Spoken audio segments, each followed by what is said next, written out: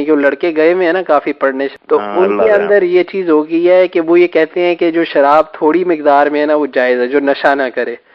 تو وہ کہہ رہے تھے کہ اس پہ بھی کوئی آپ ذرا خطبہ دیں. کوئی یہ فہد اللہ کے رسول نے کس طرح چور دروازے بند کیے. کچھ لوگوں نے تو یہ کہا کہ شراب صرف وہ ہے خمر جو انگور سے تیار ہوتی ہے یا کھجور سے، باقی شرابیں جو وغیرہ گندم سے جو نکلتی ہیں نا یہ ارکی ہیں، یہ پیلے کو آدمی طاقت کے لیے تو کوئی حرج نہیں، نشے کی حد سے کم دیے.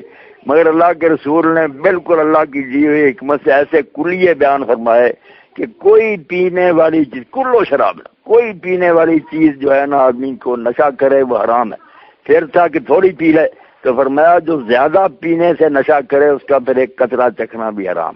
ایسی واضح ہدایتیں دے دیں، جس کے بعد شاہ ولی اللہ رحمۃ اللہ علیہ کہتے ہیں آج کوئی ان باتوں کو نہ مانے اور کہے تھوڑی پی لیں، وہ نجات نہیں پا سکے گا. یہ متواتر اور مستفیض ہو گئی، حدیثیں مشہور ہو گئیں، بندے بندے تک پہنچ گئیں کہ کسی چیز سے نچوڑی جائے، کشید کی جائے، یہ نہیں دیکھا جائے گا نشہ ہوتا اس سے.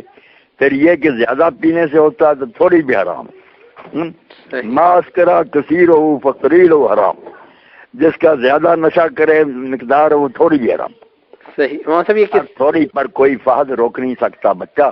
یہ لعنت ایسی ہے کہ اگر تھوڑی پی لے آگے ہی غرق ہوتا جائے گا، واپس چھوٹتی نہیں. یہ کافر منہ سے لگی ہوئی توبہ، برباد ہو جائے گا. واپس لوٹنا پھر آسان ہے. اس کا ریفرنس بتاتا جائے گا. حدیث شریف کا ریفرنس بتا دیں کہ کس بک میں؟ حدیث شریف دنیا کی ہر کتاب میں موجود ہے. سلسلۃ الاحادیث صحیحہ جو ہے نا علامہ البانی کا صحیح الجامع صغیر، اس میں یہ الفاظ ہیں نا کلو شراب اسکرا کثیر و بکریل و حرام، ان لفظوں سے مل جائے گی ہر کتاب. چلے صحیح.